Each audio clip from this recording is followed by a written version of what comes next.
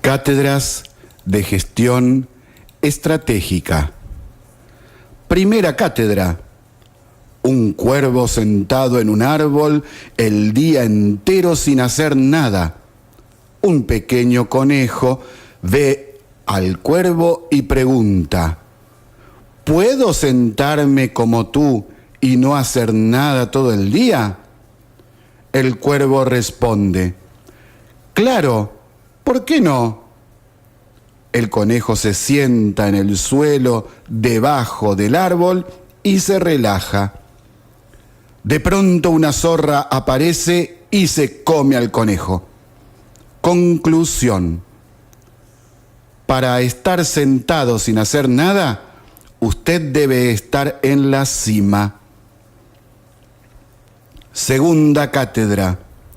En África, todas las mañanas, el antílope despierta sabiendo que debe llegar a correr más rápido que la leona si quiere seguir vivo.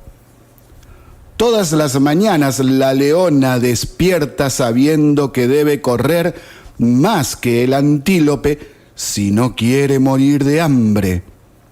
Conclusión: no hace diferencia si usted es antílope o leona.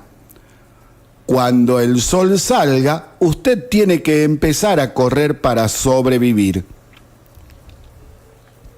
Tercera cátedra. Dos funcionarios y el gerente de una empresa salen a almorzar y, en la calle, encuentran una antigua lámpara mágica. Ellos frotan la lámpara y dentro de ella sale un genio. El genio les dice: yo puedo conceder 3 deseos, así que daré uno a cada uno de ustedes. Yo primero, grita uno de los funcionarios. Yo quiero estar en las Bahamas dirigiendo un barco sin tener ninguna preocupación en la vida. ¡Puf! Y se fue. El otro funcionario se apresura a hacer su solicitud. Yo quiero estar en Hawái con el amor de mi vida y tomar interminables piñas coladas. ¡Puf! Y se fue. Ahora usted, dice el genio al gerente. Y el gerente dice: yo quiero a esos 2 tontos de vuelta a la oficina después del almuerzo para una reunión. Conclusión: deja siempre que tu jefe hable primero. Cuarta cátedra. Un cura va conduciendo por una carretera cuando ve a una monja al costado del camino haciendo dedo. Para el auto y ofrece llevarla, lo que la monja acepta. Ella entra en el auto y cruza las piernas mostrando su belleza. El cura se descontrola y casi choca con otro auto. Después de lograr controlar el auto y evitar un accidente, no se resiste y pone la mano en la pierna de la monja, y la monja lo mira y dice: Padre, recuerde el Salmo 129. El padre se perturba. Disculpe, hermana, la carne es débil. Y saca la mano de la pierna de la monja. Llegando a su destino, la monja agradece y, con una sonrisa enigmática, baja del auto y entra al convento. Así que el cura llega a la iglesia, corre hacia las escrituras para leer el Salmo 129, a ver qué dice. Y dice lo siguiente: adelante, persista, más arriba encontrará la gloria del paraíso. Conclusión: si usted no está bien informado sobre su propio trabajo, puede perder excelentes oportunidades. Quinta cátedra. Un granjero resuelve juntar algunas frutas de su propiedad. Toma un canasto vacío y sigue rumbo a los árboles frutales. En el camino, al pasar por una laguna, escucha voces femeninas y cree que probablemente algunas mujeres invadieron sus tierras. Al acercarse lentamente, encuentra bellas chicas desnudas bañándose en la laguna. Cuando ellas se dan cuenta de su presencia, nadan hasta la parte más profunda de la laguna y gritan: «Nosotras no vamos a salir mientras usted no deje de espiarnos y se vaya». El granjero responde: «Yo no vine aquí para espiarlas a ustedes.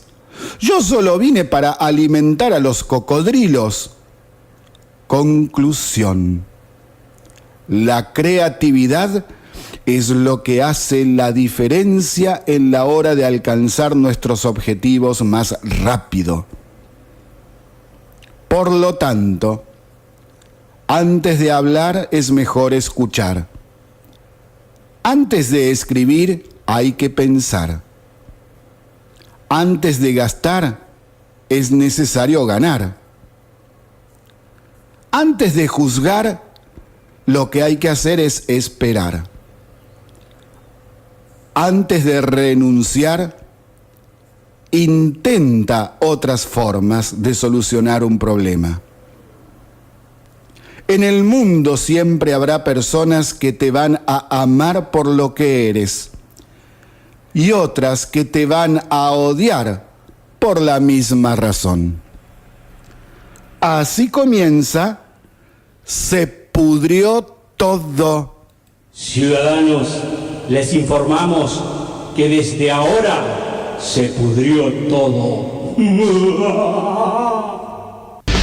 Muy buenas tardes a todos, ¿qué tal? Acá estamos en Se pudrió todo, transmitiendo desde la 88.7 de la ciudad de San Nicolás de los Arroyos, provincia de Buenos Aires, República Argentina, continente americano, planeta Tierra, sistema solar, Vía Láctea, galaxia, universo.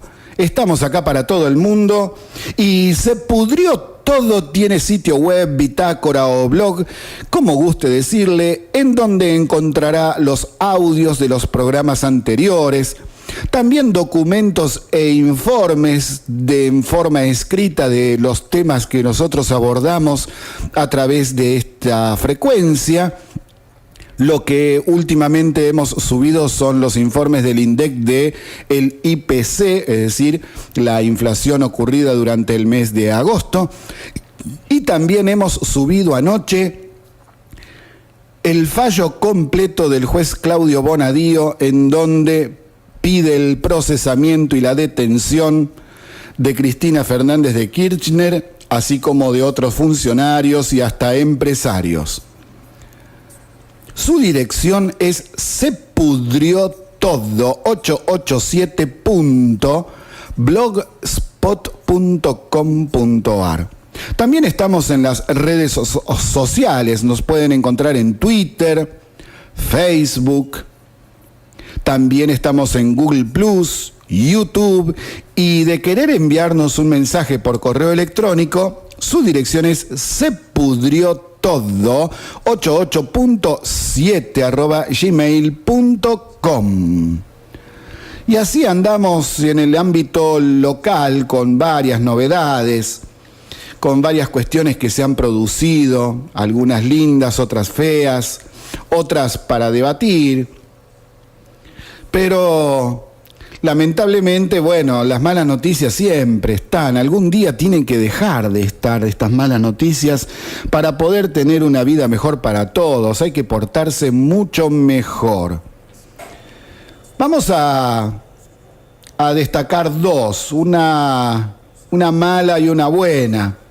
La docente Amanda González, que es secretaria sindical de SUTEBA seccional Ramallo, denunció que el fin de semana le escribieron una amenaza en el capot de su auto. La leyenda dice: acordate de Corina.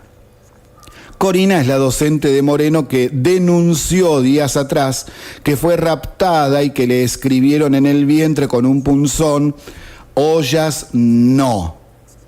Conductas deleznables si hay en nuestra sociedad, ¿no es cierto?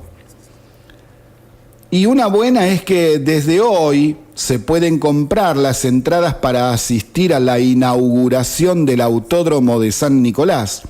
La inauguración será el fin de semana del 6 y 7 de octubre, que viene con la carrera del Super TC 2000. Las entradas se venden por Ticketet y en nuestra ciudad también se vende en la estación de servicio YPF de Avenida Moreno y Nación, la Shell de Avenida Sabio 2102, la Shell de Avenida Moreno y Viale, y también hay puntos de venta en Rosario, Ramallo y Villa Constitución.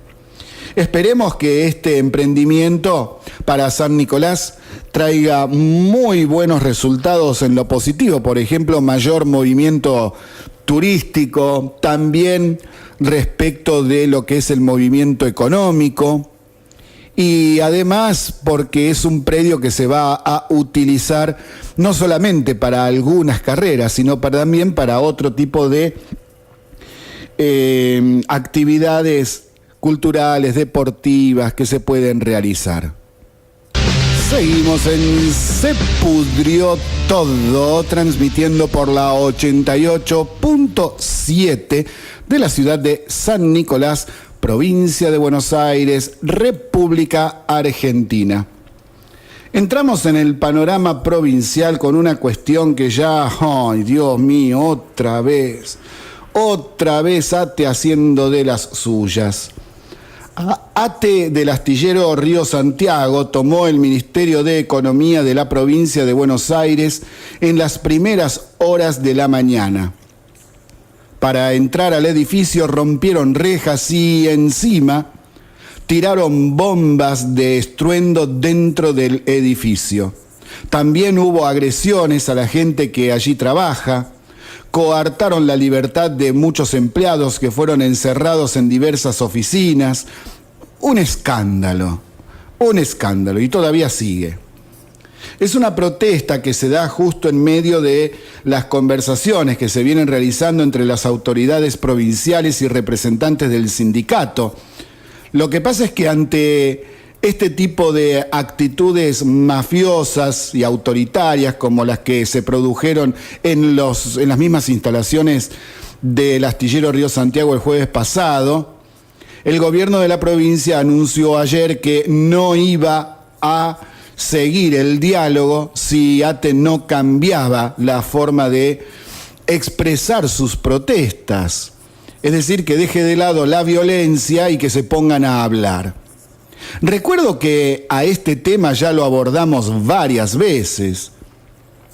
La provincia realizó muchas denuncias ya sobre prácticas corruptas y mafiosas dentro de Astillero Río Santiago, llevadas a cabo desde hace ya muchos años, y el sindicato no quiere que se produzcan cambios de algún tipo. Es decir, quieren seguir con sus chanchullos, que son muchos, por ejemplo, lo que habíamos comentado y explicado, lo que hacían con el tema de los comedores. Pero además el gobierno quiere cambiar la forma de gestión de la empresa, ya que es tremenda la pérdida que se produce en su gestión, y prácticamente nada se hace en esos astilleros que le cuestan a la provincia 3.500 millones de pesos al año de pérdidas. Río Santiago hace más de 10 años que no hace ni un botecito para ir a pescar a un arroyo. Esa es la verdad. Además, durante los últimos años del kirchnerismo, entró muchísima gente que era militante y ningún oficio tenía como para cumplir tareas específicas respecto de reparación y fabricación de embarcaciones. Entonces, ante una de las propuestas realizadas hace un mes atrás, que esa gente que no tiene ningún tipo de estudio ni preparación de oficio pueda aprender un oficio, tampoco quisieron. Y encima tenían un sistema de jubilación que era contrario a la ley vigente, dejando sin trabajo a quienes iniciasen los trámites jubilatorios, es decir, los sacaban de la empresa y se iban a su casa, pero no se habían jubilado todavía. Es de terror, es de terror. En fin, un antro de corrupción que, cuando viene alguien a querer cambiar la situación y poner orden, como en tantos otros lugares, saltan los energúmenos de siempre para evitarlo y seguir con la situación que no se puede permitir bajo ningún punto de vista. Ahora, en este tema, la justicia anda lenta, fiscales, jueces que están en el caso, lento el asunto, como en tantos otros lugares. Y claro, porque están protegidos por gente que pertenece a justicia legítima y, oh casualidad, en esta causa cayó en esta gente este tema de Río Santiago, como también pasó con Telam, que todavía sigue sin trabajar Telam. Las instalaciones siguen tomadas y el juez y el fiscal no sé qué estarán haciendo en este momento, tomando un cafecito quizá. Y bueno, vamos a pasar al nivel nacional. Como comenzamos a decir ayer, procesan a Cristina Fernández de Kirchner con prisión preventiva por dirigir una banda que recolectaba coimas. El juez Bonadío la acusa de 22 delitos y la embargó por 4.000 millones de pesos. También procesó a mucha otra gente, entre ellos Devido, Barata, empresarios, etc. El juez Claudio Bonadío procesó en realidad a 42, escuchen bien, 42 personas en la causa de los cuadernos de las coimas. 42 personas, así, en un fallo, listo, que es el que nosotros ya subimos al sitio web anoche, completo, por si alguien le quiere dar una mirada, ya que es realmente incontrastable, es decir, la cantidad de pruebas presentadas, enumeradas perfectamente una por una. El fallo es pipí cucú en ese sentido, con tanta información, es más, podría ser un libro. Bueno. Cristina Kirchner está acusada de ser jefa de la asociación ilícita, responsable de comandar una estructura desde el Estado para la recaudación de fondos ilegales.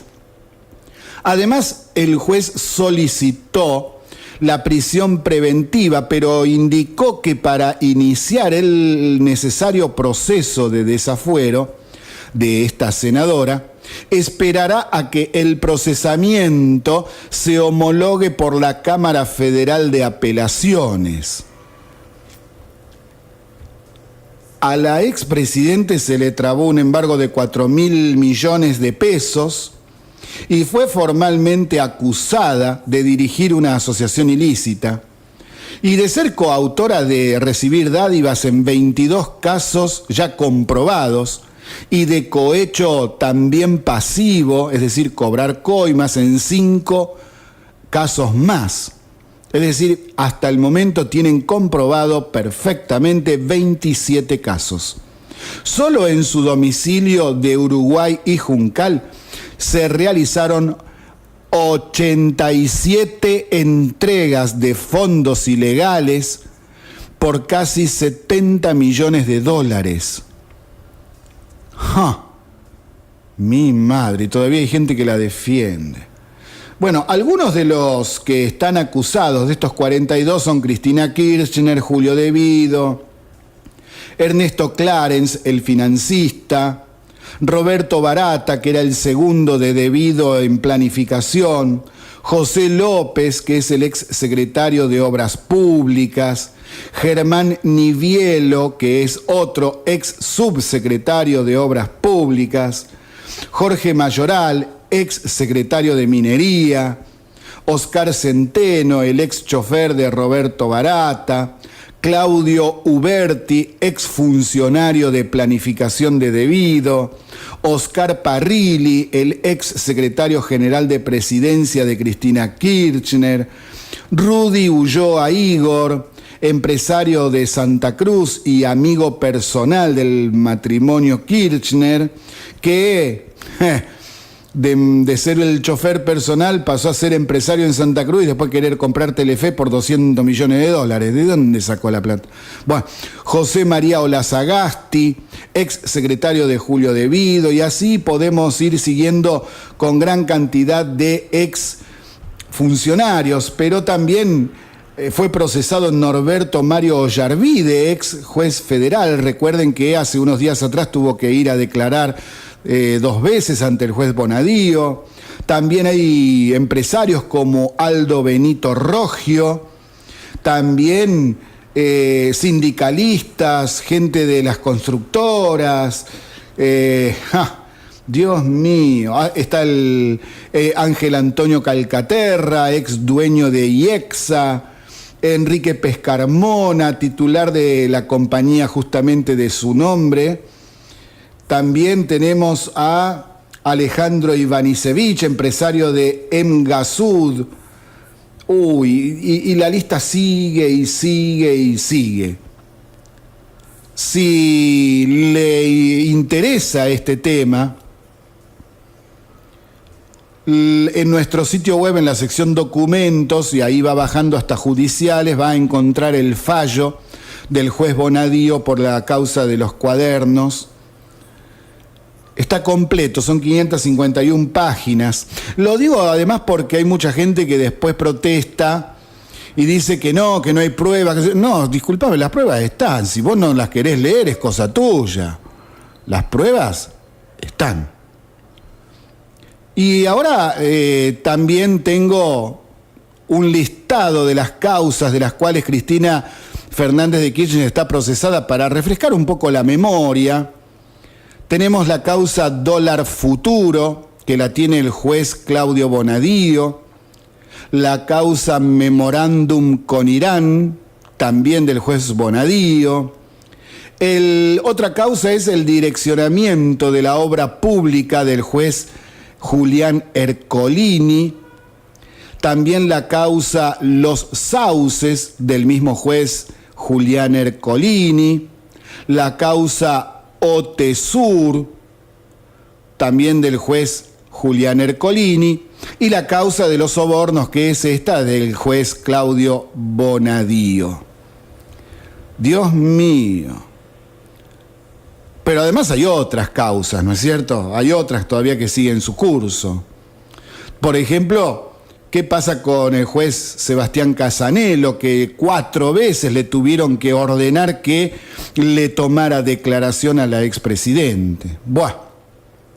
Ahora algo que tiene que tener bien en claro. Si alguien quiere leer las 551 fojas del fallo del juez Bonadío, ya está subido a nuestro sitio web. La dirección, recuerdo, es sepudriotodo887.blogspot.com.ar. Entra ahí en la sección documentos, va bajando hasta donde dice judiciales y ahí tiene el fallo del juez Bonadío. Allí figuran datos precisos de todos los delitos sobre los que se acusa a la expresidente, exfuncionarios y empresarios. Es lapidario el fallo. No hay forma de decir que eso es persecución política. Es persecución penal. Es el Código Penal el que persigue a todos estos delincuentes. Y Cristina no está presa porque el kirchnerismo y el Partido Justicialista la protegen, dejándole los fueros en vez de sacárselos. ¿Y qué dijo ayer Miguel Pichetto sobre esto? Para Miguel Pichetto es imposible producir el desafuero y la detención de Cristina Kirchner, dijo. La protegen porque están todos sucios, todos implicados. Todos son una runfla de delincuentes. Se protegen entre sí. Las pruebas existentes contra Cristina Fernández de Kirchner deja bien en claro su culpabilidad en 22 delitos gravísimos. Acá no hay presunción de inocencia de nada. Están las pruebas, los testimonios y los documentos. Y cuando se la llama a declarar, no quiere declarar y presenta un escrito diciendo pavadas. Pero además, estamos hablando de solo 6 causas en las que está procesada esta señora hasta el momento. No obstante, hay otras causas más en etapa de instrucción. Por ejemplo, hace 5 años que se espera que el juez Casanelo tome declaración a la expresidente en la causa llamada Ruta del Dinero K. Y este ya no es tortuga, este ya es babosa, Casanelo. Y hoy también detuvieron a Oscar Thomas, que es el único prófugo que quedaba en la causa de los cuadernos. Oscar Thomas es el exdirector del ente que administra la represa binacional Yacyretá. Binacional porque es entre Argentina y Paraguay. Se mantenía como el único fugitivo de la causa de los cuadernos de la corrupción. Se dio con su paradero por la denuncia de una vecina del barrio de Recoleta, en la capital federal, que lo identificó y dio su ubicación. Y por esta información había una recompensa. Bueno, esta señora va a cobrar 500.000 pesos de recompensa por dar el dato de dónde ubicar a Oscar Thomas. ¿Qué tal? ¿Qué tal? ¡Ja! Y vamos a insistir sobre una cuestión que comenzamos a explicar ayer, que tiene que ver con la economía. El ministro Nicolás Dujovne presentó el día de ayer el proyecto de ley de presupuesto para el 2019 en la Cámara de Diputados. Lo que se plantea es lo siguiente, a modo de resumen, por ahora. El déficit para el año 2019 será de 0%. Y para el año 2020 plantea un superávit del 1%, es decir, que pasemos del déficit actual a un superávit. Ojalá que se cumpla, vamos a ver. El Banco Central de la República Argentina podrá dedicarse a trabajar de lleno en la baja de la inflación al no tener que mandar dinero al Tesoro Nacional por tener déficit cero. Es decir, si llegamos a tener déficit cero, el Estado no necesita pedirle a nadie más dinero para cubrir los costos de operación, pagar sueldos y todo eso.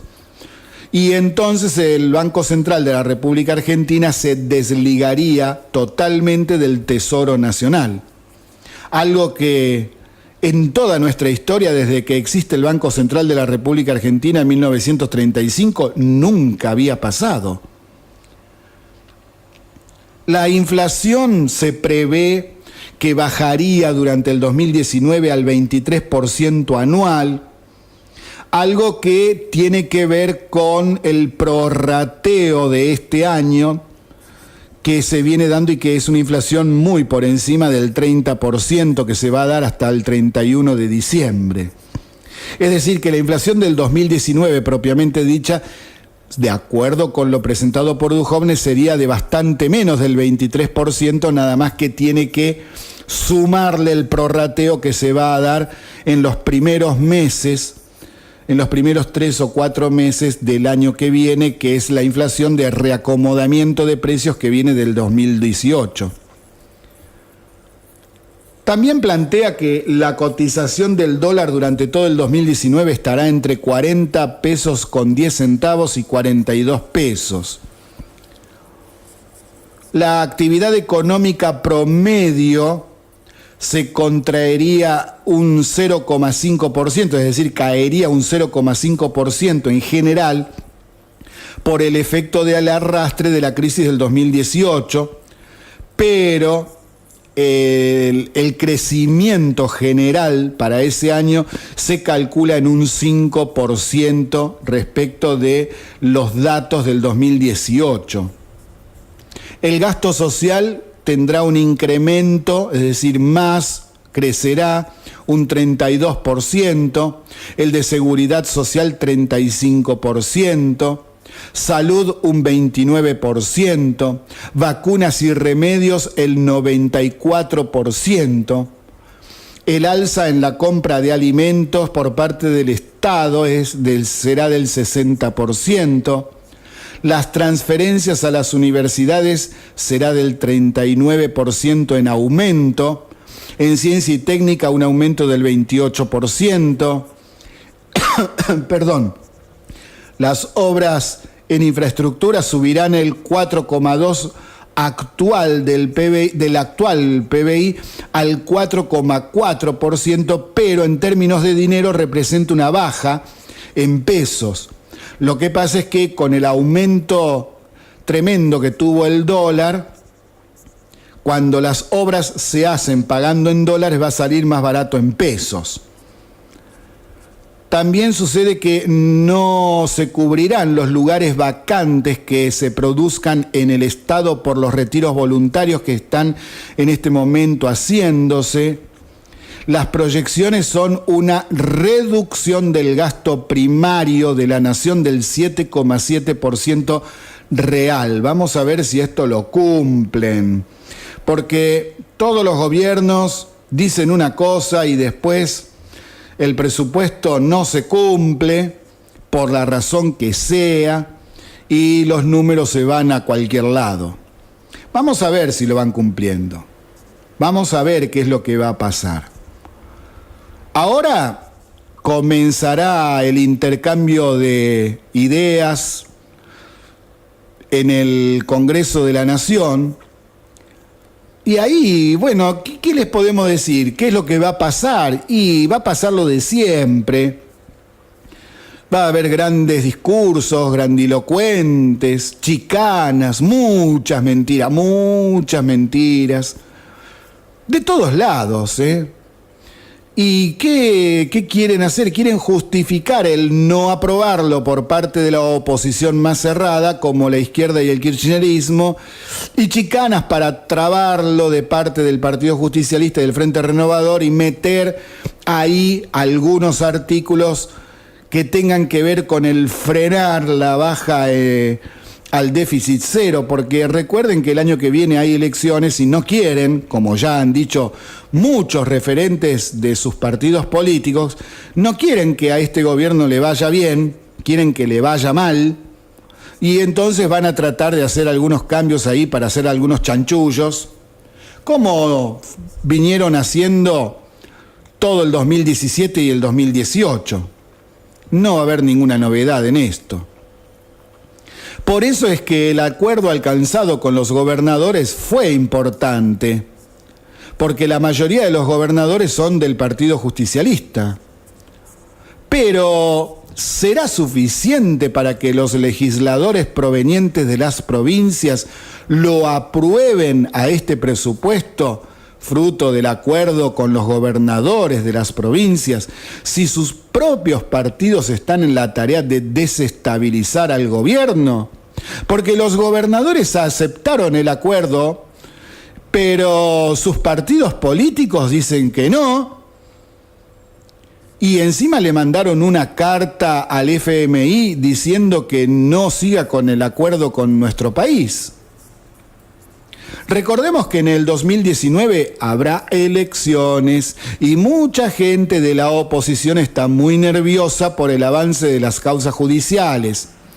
Además, las encuestas dejan en claro que si las elecciones fuesen hoy, Cambiemos las ganaría. Entonces, la oposición buscará crear problemas al gobierno nacional para que le vaya mal y así tener mayores posibilidades de ganar las elecciones o sacar algunos votos más.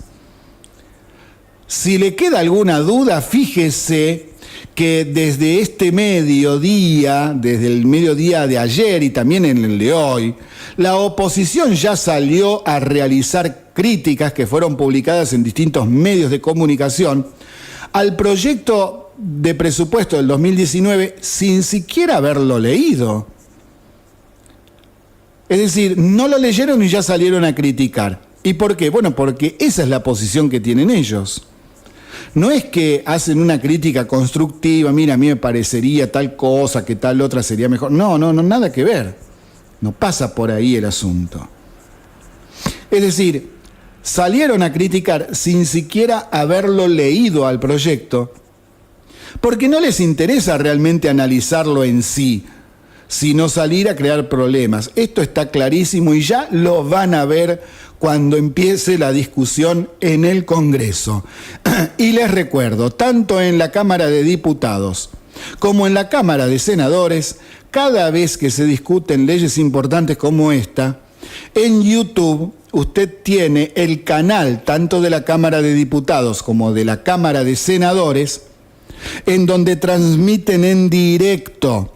Y encima, si usted está trabajando o haciendo otra cosa y no tiene tiempo de ponerse a verlo en ese momento en directo, esto queda grabado y puede acceder a ver lo que se ha dicho en otro momento. Entonces no hay excusa como para decir que no sabía o para salir a decir mentiras y cosas que no son ciertas.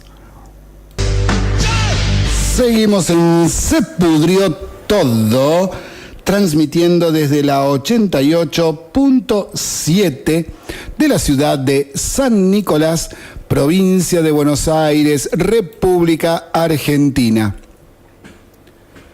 Y como ya habíamos ido adelantando en programas anteriores, las provincias gobernadas por el peronismo presionaron al gobierno nacional porque con las medidas tomadas semanas atrás, había quitado el llamado Fondo Sojero, que era mucho dinero que no iba a ir más hacia las provincias.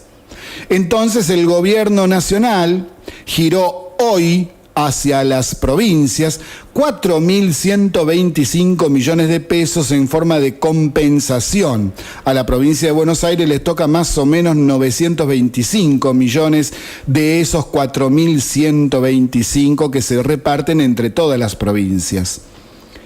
Este es un problema ya largamente discutido. El gobierno anterior dejó un déficit fiscal monstruoso, como ya hemos dicho. Este gobierno se pasó 2 años y medio con un exasperante gradualismo, bajándolo de a poco en forma casi imperceptible. En forma paralela, el gobierno nacional le restituyó ya el año pasado a las provincias lo que les correspondía por coparticipación federal, aumentando los porcentajes percibidos y que les fueran quitados por el gobierno anterior. Cuando a partir de marzo de este año se ve que la situación no da para más, con la crisis financiera internacional, más la sequía, más la trepada del dólar, el gobierno acude al FMI para financiar un plan de baja del déficit a cero. Entonces las provincias, en vez de comenzar a tomar medidas para bajar sus gastos, exige más y más y más, como los chicos caprichosos. Es más, hay provincias que han aumentado la cantidad de gente en su plantilla, en vez de ir achicando, pasando trabajadores del Estado provincial y municipal a la actividad privada, generar algunos proyectos productivos. No hacen nada. No hacen nada. Por eso es que las medidas económicas anunciadas hace 3 semanas atrás para bajar el déficit a cero se basan no en bajar los gastos, por parte del Estado, sino en aumentar más impuestos. Es inconcebible, es lo que les venimos diciendo hace 70 años que vienen con esta idea de aumentar los gastos del Estado y aumentan los impuestos. Y este gobierno, por los acuerdos que tiene que llegar con el peronismo, no puede aplicar lo que había planteado y tiene que llevar adelante este aumento de impuestos.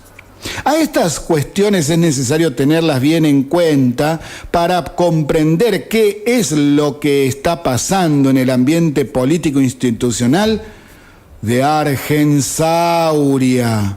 Argensauria. Madre mía. Otra cuestión importante que tiene que ver con las causas de la corrupción. José López, ese que revoleaba bolsos a un convento que no era convento y que los recibía una monja que al final no era una monja, declaró que los dólares del convento eran, en forma personal, de Cristina Kirchner. ¡Ja! Eso lo dijo ante el juez Claudio Bonadío. Otra cuestión importante, además de esta, es que Clarence, el financista,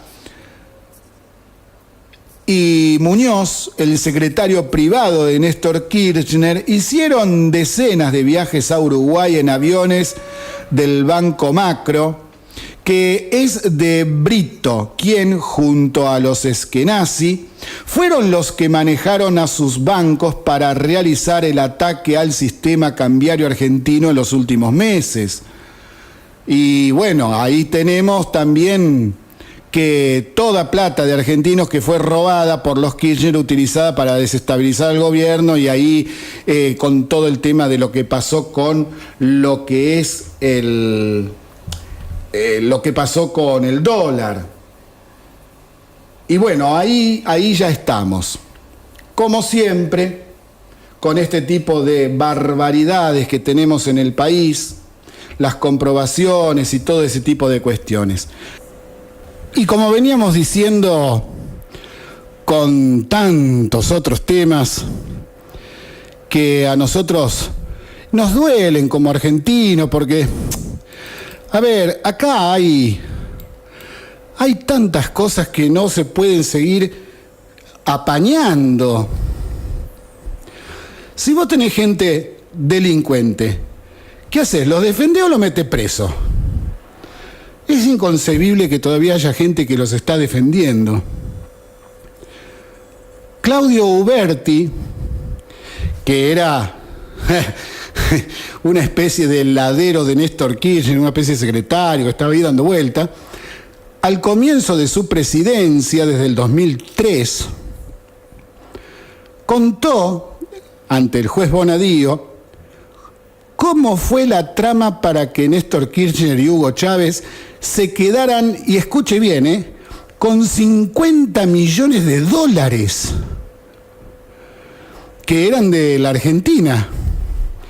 Y ahí hacían unos chanchullos con una serie de bonos. Más o menos voy a tratar de explicarles qué es lo que hacían, pero muy resumido porque, Dios mío, es como para tener una idea, ¿no? El exfuncionario Uberti contó una de las tantas operaciones chanchas de robar plata que hicieron desde el 2003. Dijo que entre el 2005 y el 2006, Kirchner le pidió dinero para su par venezolano, para Chávez. Entonces, estaba en medio de la colonización de América, gracias a los petrodólares y todo eso. Entonces, como había mucha plata, bueno, accedió. Y entonces se pusieron en marcha las negociaciones. La decisión fue que Venezuela suscribiera bonos argentinos, es decir, que los comprara. Y así fue. Chávez y los suyos compraron bonos llamados Boden 2012 durante años. Unos bonos que se compraban en 2005, 2006, 2007, etc. y que daban un interés y se iban a pagar tanto el capital como los intereses, en el año 2012. Y esto pasó durante muchos años, iban comprando y comprando y comprando. En enero del año 2006, Venezuela compró por 312 millones de dólares y sumó a ese bono 1.800 millones más. ¿Qué le parece? Más de 2.100 millones de dólares. ¡Qué bárbaro! Entonces, ¿qué es lo que pasó? Todo ese dinero que empezaron a llegar desde Venezuela, en gran parte fue utilizado para pagarle al FMI los 9.530 millones de dólares, pero la operatoria no era todo lo solidario que se pensaba. Venezuela no se quedaba con los bonos. Es decir, no es que el Chávez compraba los bonos de Argentina y se los guardaba ahí en una caja fuerte. No. ¿Qué hacía? Por su lado, Venezuela los vendía en el mercado internacional. Los papeles argentinos entonces eran liquidados y se cobraban billetes en dólares frescos, dinero que venía de otros lados, por ejemplo, Europa. Esos dólares eran, a su vez, vendidos en el mercado paralelo de Venezuela. Recuerden que en la Argentina y en Venezuela, con las políticas aplicadas por estos dos sátrapas, había dos tipos de cambio. Entonces, ¿qué hacían? Bueno, hacían lo de siempre, ¿no? Compran dólares baratos en el mercado oficial y los venden en el mercado paralelo, que era podría estar mucho más arriba. La brecha entre los dos valores se cobraba en bolívares allá en Venezuela. Con ese dinero se volvían a comprar dólares en el mercado oficial, porque eran baratísimos, a precio muy bajo. Claro que para esa venta se necesitaba la venia del chavismo, es decir, del gobierno. Y lógico, si el gobierno manejaba todos los mercados oficiales. Bueno, y entonces, ¿qué hacían? Hacían todas estas maniobras y Uberti relató que solo una suscripción de 500 millones de dólares de todas estas maniobras, relató, generó una diferencia de 100 millones de dólares. En una de las operatorias. Imagínense la cantidad de guita que se robaron acá. ¿Y qué hacían con esa plata, con este tipo de operatorias? Se lo dividían entre Chávez y Kirchner. Y entonces contó ahí que en una de esas operatorias hubo un robo en forma directa de 50 millones de dólares que nadie sabe dónde están. Porque en general todas estas operaciones quedaban registradas en el Ministerio de Economía, pero hay una que en donde no se sabe dónde está porque o se olvidaron de anotarla, no sé. Habrá que investigarlo eso, pero qué bárbaro. Qué increíble, ¿no? Hasta hace unos días, en otra noticia, hasta hace unos días estaba haciendo una constante la organización de saqueos en diversos puntos del país. ¿Se acuerdan que estuvimos hablando de Sáenz Peña en el Chaco, donde falleció un chico, en Comodoro Rivadavia, Mar del Plata, etcétera, ¿no? Ahora, fíjense que desde que en esos atracos, asaltos en banda, a la gente se la estuvo deteniendo y se la identificaba porque, ¿se acuerdan que decíamos que los organizaban a través de WhatsApp y Facebook? Y entonces empezaron a identificar a la gente que organizaba y a la que participaba. Y cuando comenzaron a hacer eso y a meter en cana a esta gente, automáticamente se paró todo. No hubo más asaltos en ningún otro lado. ¿Vieron? Jamás hubiera creído que la policía era capaz de combatir el hambre. ¡Qué bárbaro!, ¿no? ¡Qué bárbaro! ¡Qué lindo! Bueno, otra estrategia más. Esto también deja en claro, hablando en serio, que estaba todo organizado. Y bueno, hablando de organizaciones, las organizaciones sociales, sindicatos y partidos de la oposición saben que generan exactamente lo contrario de lo que defienden, por las broncas que genera en la gente. Dicen que quieren una economía mejor, dicen hasta que quieren generación de empleo, pero también aumento de planes sociales. Esta práctica de generar caos en forma permanente, tanto en la ciudad autónoma de Buenos Aires como en muchos otros puntos del país, producen el efecto contrario de lo que pregonan. Por un lado, afectando las actividades económicas y por el otro lado, que la gente que trabaja y que se tiene que trasladar de un lado al otro y no puede con estas manifestaciones, les tenga cada día más bronca. La economía argentina está mal y en los próximos meses continuará estando mal o difícil la situación. Para generar empleo en el mediano plazo, precisamos de inversiones locales y del exterior. Es decir, gente que ponga fábricas, que ponga comercios y aumentar también la producción para exportar, para, a pesar de las retenciones, aprovechar el tipo de cambio más competitivo luego de que se fuera al diablo para arriba. Está ahí rondando los 38, 40, cuando hace un tiempo atrás estaba en 20.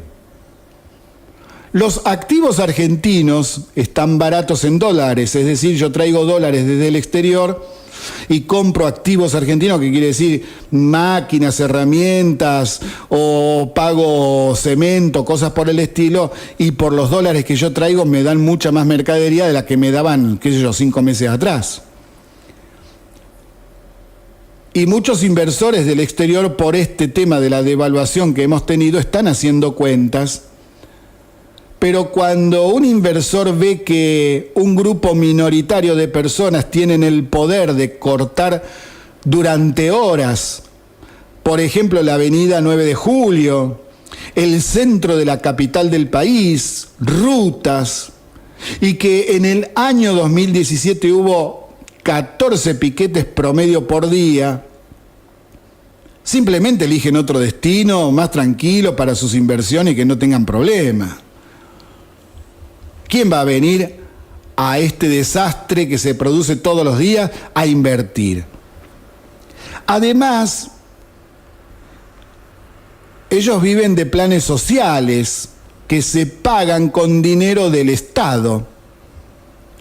El Estado recauda ese dinero por parte de los impuestos que pagan los que trabajan y producen.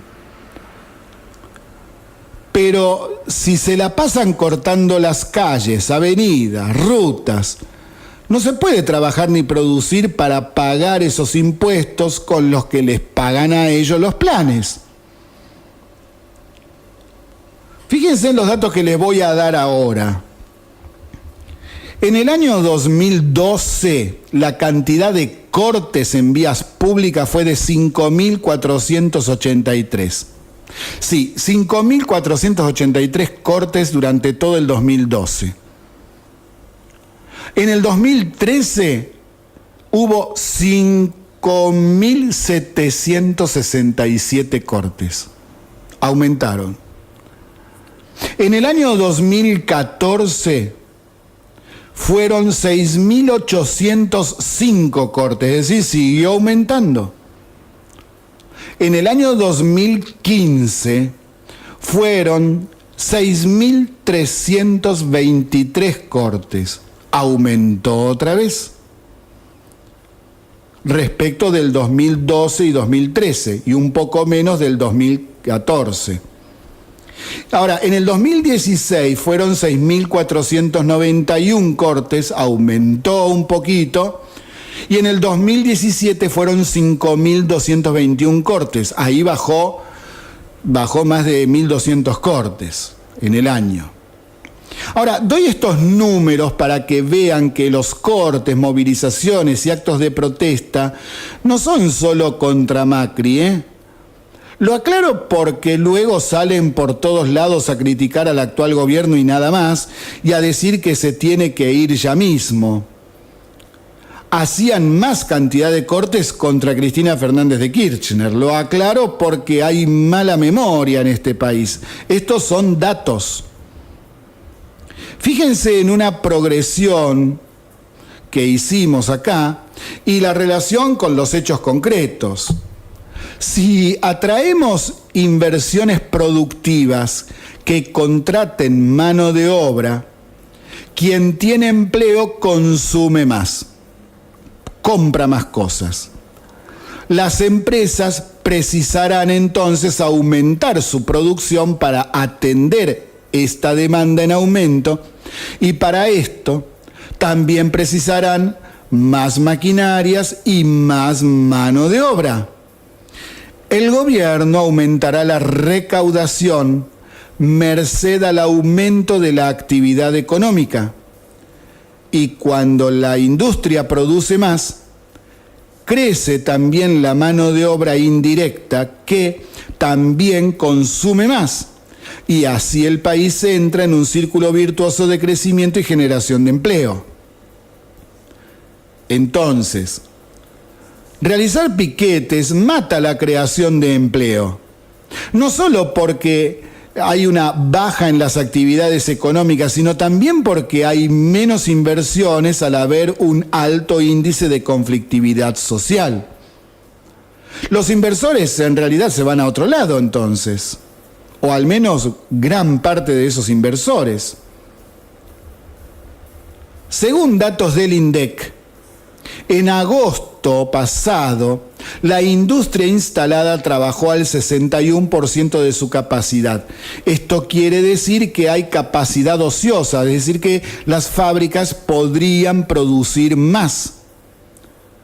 Si conseguimos aumentar la producción, generaremos más empleo y aumentaremos también la competitividad del producto nacional porque las fábricas podrán producir mayor cantidad de bienes con el mismo costo fijo y obtendría mayores ganancias. Pero para esto hay que terminar con la conflictividad, bajar los impuestos, mejorar por parte de las empresas sus productos muchas veces, porque hay empresas que producen porquerías, vamos a decir la verdad.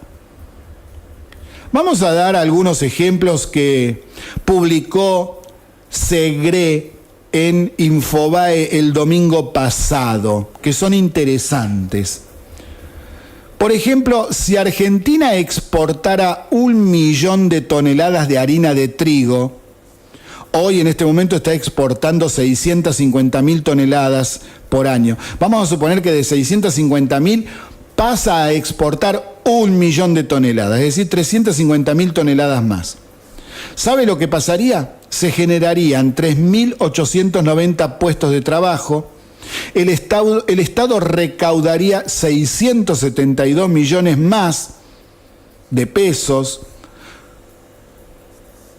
esto sin incluir el aumento de consumo de los nuevos trabajadores, es decir, de estos 3.890 que conseguirían trabajo, que saldrían luego de cobrar el salario a comprar cosas. Y ahí pagarían el IVA y todo eso, ya ahí el Estado aumentaría más todavía su recaudación. Y el PBI, solamente con este tema, crecería el 0,03%. Si se le diera media docena de huevo en polvo por mes a cada uno de los beneficiarios por planes y asignaciones, esto demandaría inversiones por $100 millones y la contratación inmediata de 350 personas directas. Esto sin contar que darle proteínas a quien no come bien ayudaría no solo a su alimentación, sino para tener un mejor desarrollo cognitivo. Otro ejemplo más, nada más, de cosas simples, como decíamos en otros programas. Y ejemplos como estos podemos seguir dando a montones. Y sí, en programas anteriores lo hemos hecho muchas veces y con muchas actividades económicas. Es que en nuestro país todo está por hacerse. Tenemos muchas posibilidades de desarrollo y crecimiento, pero en las condiciones actuales, con este nivel de oposición ciega, violenta e irracional, no se puede. Y algo que es realmente inconcebible, el Estado mantiene a cientos de miles de personas con asignaciones y planes de distinto tipo. Y ellos, mantenidos por el Estado, se la pasan organizando protestas. ¿Contra quién? Contra el Estado, que los mantiene. El dicho popular dice que no hay que morder la mano que te da de comer. Muchas de estas organizaciones realizan estas acciones solo por cuestiones políticas que nada tienen que ver con el hambre y así bastardean la triste y horrible realidad de mucha gente de este país que sí está pasando hambre.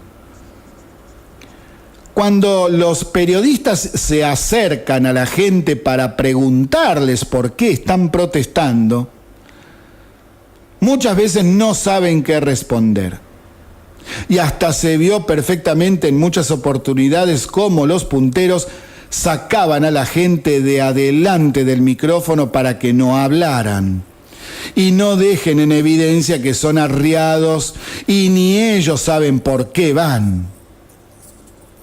Estas organizaciones hablan de hambre, pero todos los días mueven decenas de colectivos que cuestan una fortuna por mes.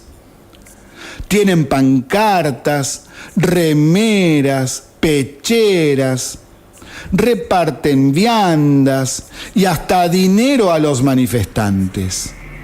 ¿De dónde sale todo ese dinero? ¿Y dicen que protestan porque tienen hambre? Es muy cínico. Muchas veces la gente que trabaja y hasta algunos periodistas que se han preguntado por qué permiten que se realicen estos cortes por parte del gobierno, si es relativamente fácil terminar con este problema. Por ejemplo, que el dinero de los planes y asignaciones en todos los casos sea dado directamente al beneficiario y no a las organizaciones sociales que dicen que luego lo reparten. Sí, claro. Eso no es tan así. A la gente le dan una parte del dinero que reciben las organizaciones sociales por parte del Estado y la otra se la guardan para la organización de las protestas.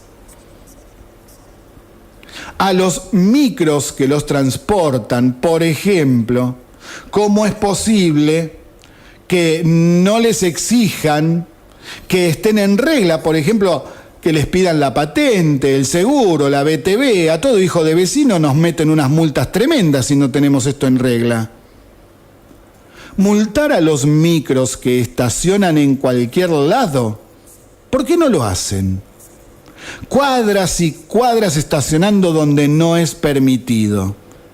Entonces, metan multa, viejo. Acentuar el control de la legalidad de los extranjeros también hay que hacerlo. Los extranjeros que residen en nuestro país y que cobran esos planes. Hay más de 2 millones de personas extranjeras que están cobrando planes. ¿Y por qué tenemos que mantenernos? No podemos mantener a nuestros pobres y hay que mantener a los pobres de los países vecinos. Porque los países vecinos no mantienen a nuestros pobres, ¿eh? Ojo. Encima estos extranjeros que residen en nuestro país, que cobran planes por parte del Estado, encima de eso participan en las movilizaciones, en piquetes e insultan al gobierno nacional. Están cometiendo un delito. Advertencia sobre su posible deportación ante la reincidencia. Ilógico. Vaya uno a protestar allá a Bolivia, andá a la ciudad de La Paz y cortale una calle diciendo: Evo, compadre, la B de tu madre, Evo, gato, andá a ver qué pasa. También se podría retirar la asistencia social a los que cometen delitos. Porque encima que los meten presos, a los presos también les pagan y le están pagando prácticamente el mismo dinero que cobra un jubilado que aportó toda su vida. Eso no es justo para nada. Y una cuestión que ya mucha gente se la ha dicho al gobierno tantas veces: cuando se producen estas organizaciones de movilizaciones y piquete, etcétera, dejan rotos un montón de cosas, todo sucio, un desastre, daños a la propiedad privada, a la pública, roturas de bienes públicos, escriben las paredes, las calles, un desastre dejan. Y bueno, entonces, que les cobren a las organizaciones sociales los daños que producen en cada marcha. Y si no te lo pagan, bueno, descontáselo de lo que le dan al mes siguiente. Y otra cuestión que hay que hacer es, bueno, exigir sí o sí la contraprestación al recibir un plan. Como ya se le ha ofrecido muchas veces. Siempre lo han negado, nunca quisieron. Por ejemplo, aprender un oficio, terminar el nivel primario o secundario. Las cooperativas de trabajo, bueno, entonces que trabajen haciendo reparaciones y mantenimientos de cuestiones simples, por lo menos eso, veredas, cartelería, muebles de las escuelas, albañilería en escuelas y hospitales, etc. Hay tantas cosas para hacer en este país, tantas cosas, no se entiende por qué no. Pudrió todo, transmitiendo por la 88.7 de la ciudad de San Nicolás, provincia de Buenos Aires, República Argentina. Y estábamos hablando de las inversiones y cómo muchas veces perdemos inversores por el alto nivel de conflictividad social y que todo el tiempo están con los cortes, piquete y protesta y qué sé yo. Ahora veremos otro ejemplo respecto de cómo los conflictos sociales influyen negativamente en el tener o no inversores, tanto de argentinos como de extranjeros. Y me voy a referir concretamente y por un minuto nada más, muy cortito. Las tomas mapuche frenan inversiones en Villa La Angostura por más de 50 millones de dólares. Hoy, una cotizada franja de 168 hectáreas en las áreas costeras y boscosas de los lagos Correntoso, sobre el cerro Belvedere y del brazo norte del Nahuel Huapi, son ejes de denuncias y reivindicaciones cruzadas entre grupos que dicen que son ancestrales y otra gente que dice que nada que ver, que ellos nunca estuvieron ahí. Existen más de una decena de predios tomados o en litigio, al menos una usurpación también, la más reciente efectuada en forma violenta por personas identificadas como ajenas a la comunidad, es decir, que no tienen nada que ver con los mapuches, porque hay algunos que se disfrazan de mapuche y hay otros que no tienen nada que ver con los mapuches, es decir, no son mapuches y no tienen antepasados que hayan vivido en esas tierras. A raíz de esa incesante conflictividad en Villa La Angostura, se suspendieron diversos proyectos inmobiliarios y turísticos de alto nivel. La inversión total en ese disputado rincón de la Patagonia suponía no menos de 50 millones de dólares como para ir empezando. Por ejemplo, en la edificación de infraestructura, hosterías, viviendas, un loteo de 86 hectáreas también por parte de un fideicomiso. Es decir, muchas cuestiones ahí que tienen que ver con el turismo nacional e internacional. La aspiración de los inversionistas, que entre ellos estaba Emmanuel Ginóbili, el basquetbolista. También es necesario tener en claro, a ver qué pasa legalmente con esas tierras, porque una cosa es que sean grupos ancestrales de verdad y otra que sean estos chantas que están ahí dando vueltas y que están empañados por determinados políticos, podríamos decir, y hasta incluso alguno que otro juez. Y acá está el tema de que se le está quitando también a Bariloche un negocio importante para ampliar la infraestructura turística. Qué sé yo, miren, toda esta zona es de terror lo que está pasando. Este terror. La inacción de la justicia es realmente embromada, porque vamos a suponer que haya alguna de estas tomas que es de grupos ancestrales de verdad y que tienen tierra sagrada, todo lo que ustedes quieran. Bueno, pero tampoco a ellos se les resuelve el tema. La inacción de la justicia es realmente muy embromada.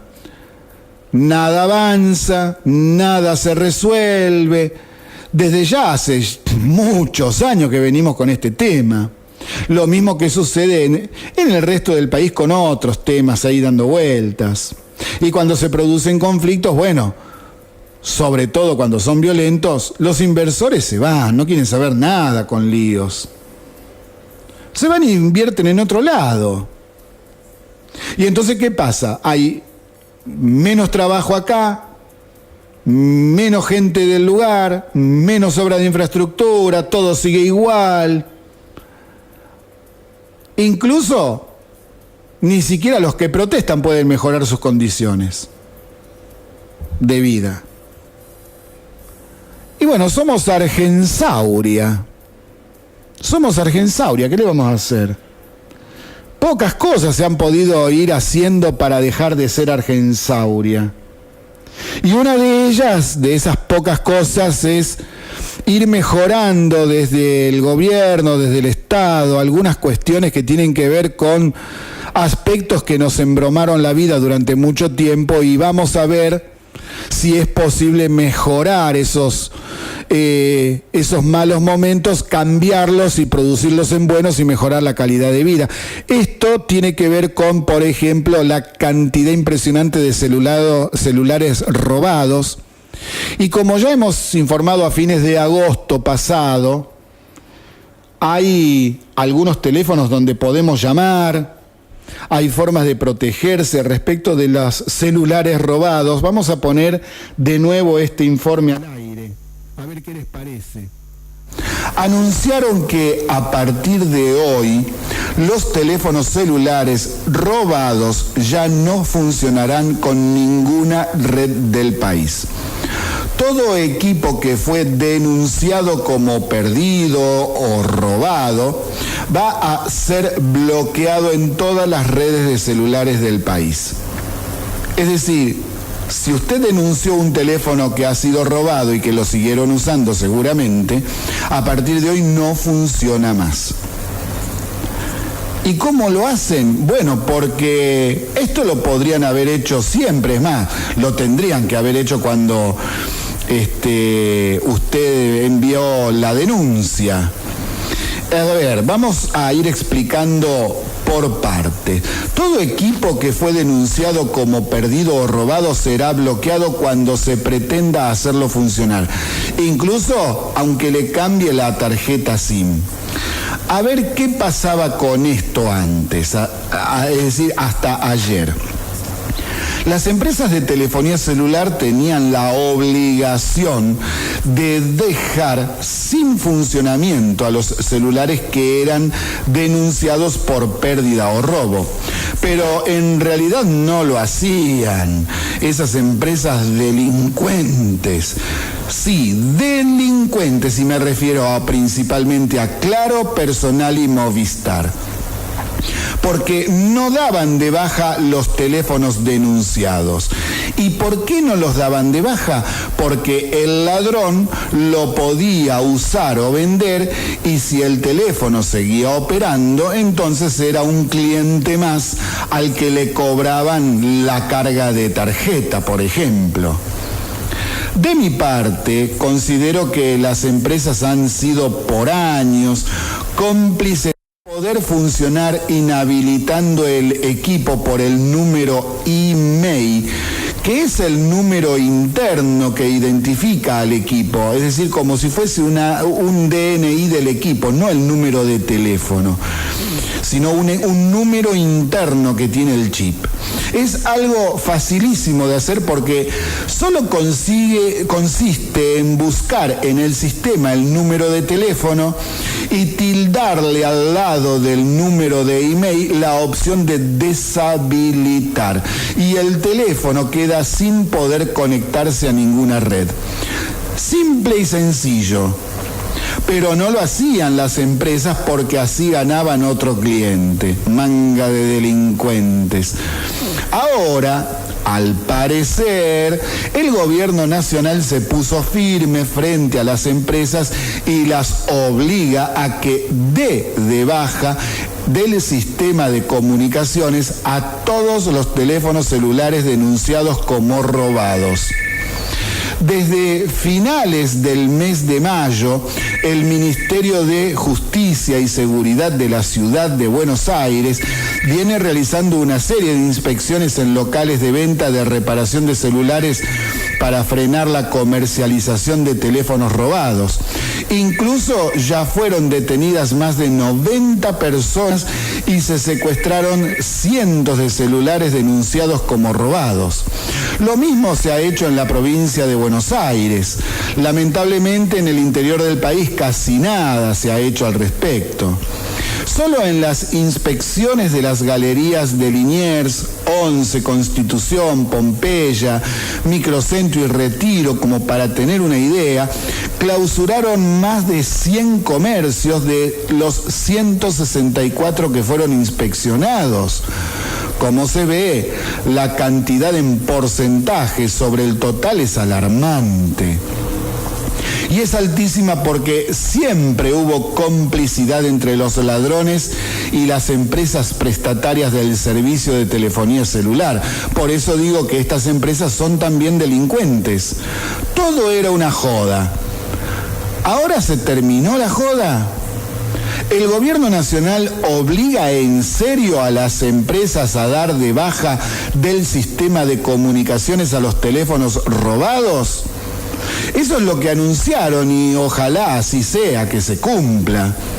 Todos debemos tener agendado un teléfono para denunciar de inmediato si ha sido robado el que den de baja del sistema. Ese teléfono que hay que tener agendado en algún lugar y que puede llamar desde cualquier teléfono es el asterisco 910. Es decir, usted llama ahí y dice cuál es el número de teléfono que le robaron y automáticamente se debe quitar del sistema.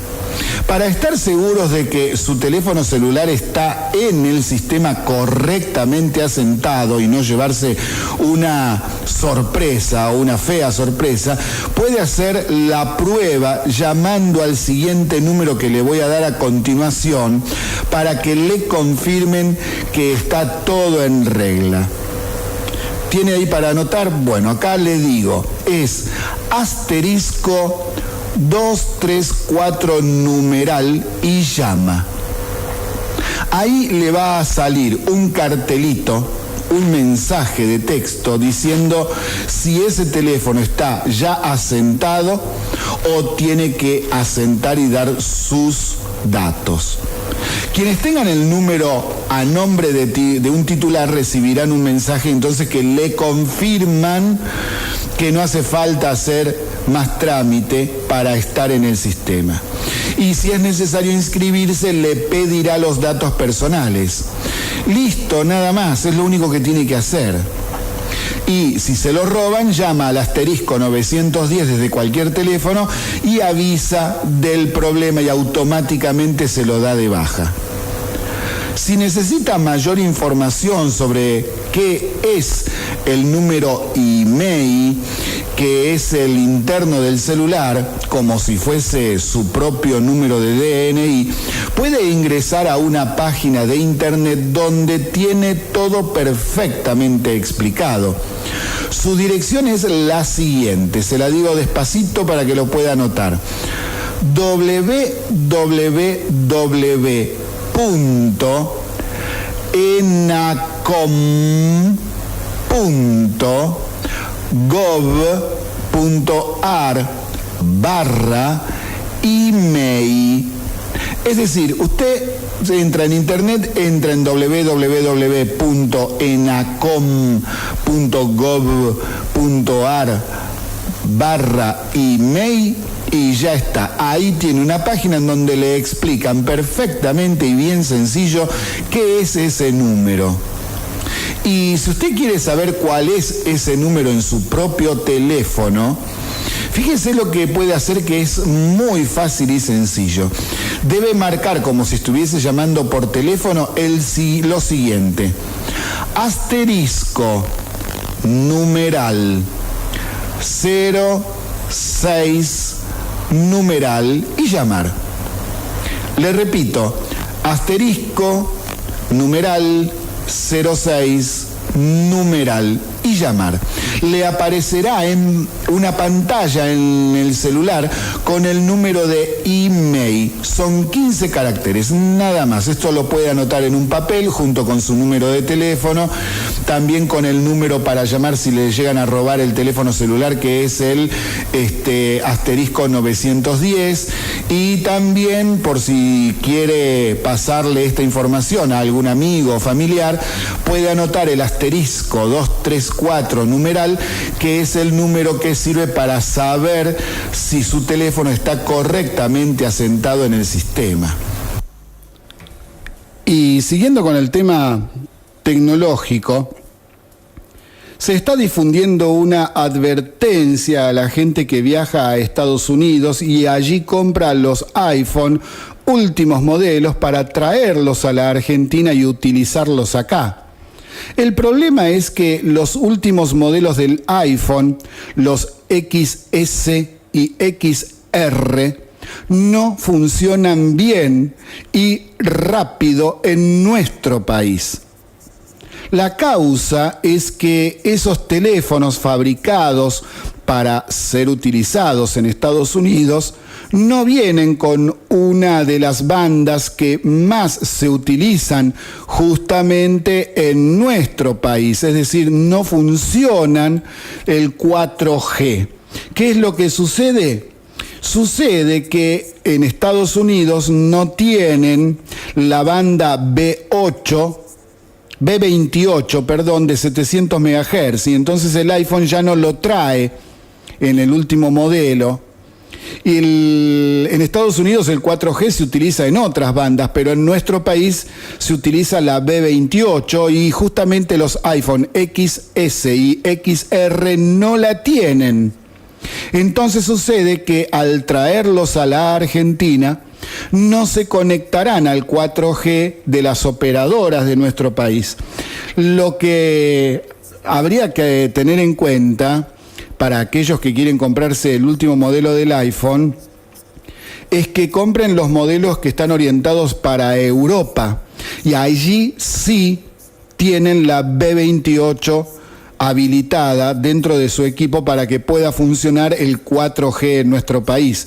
Es decir, si va a viajar a Estados Unidos y se va a comprar el último modelo del iPhone, tenga cuidado, porque acá no va a andar el que está hecho y fabricado para funcionar en Estados Unidos.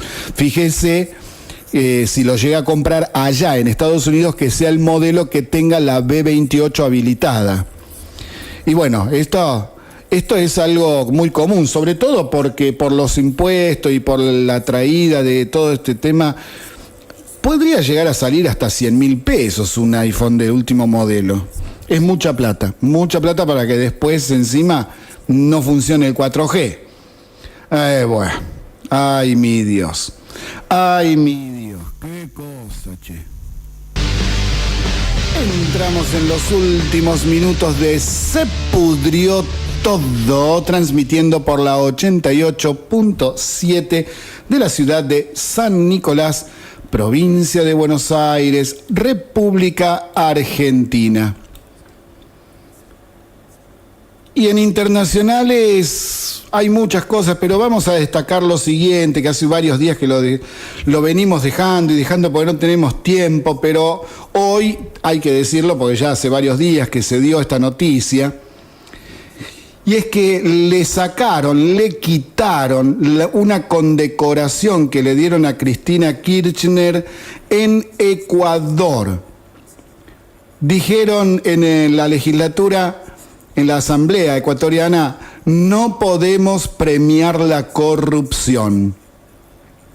La Asamblea Ecuatoriana anuló el jueves la condecoración entregada hace casi 2 años a la expresidente Cristina Fernández de Kirchner, aduciendo que está acusada de actos de corrupción en Argentina en el marco de la investigación de los cuadernos de las coimas, entre otras causas.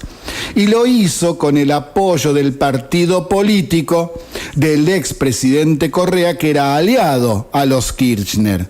Es decir, hasta los que antes los apoyaban se les han dado vuelta y han dicho, no, esto no puede ser. Ahora, esto pasa en Ecuador. ¿Y qué pasa con los argentinos con este tema? Porque hasta allá han sacado un busto, han sacado una estatua, que le retiraron la condecoración, y acá todavía hay gente que defiende lo indefendible. Bueno. Y acá tengo del sitio web que les comentaba en programas anteriores de Vaca Muerta, que llegan más inversiones. Empresas privadas comenzaron con las pruebas y han desembolsado cerca de 3.000 millones de pesos en la exploración. En estos días de esta semana, hay 52 nuevas pequeñas y medianas empresas que están comenzando a invertir, en total más de 73 millones de dólares, y generaron ya en lo que va de los últimos 2 meses más de 200 puestos de trabajo. Es decir, cuando las cosas van sobre ruedas y se quiere invertir y es un negocio poder invertir, se hace y se consiguen puestos de trabajo, se mejora la infraestructura del lugar, porque la gente a algún lado tiene que ir a vivir, entonces se crean barrios nuevos.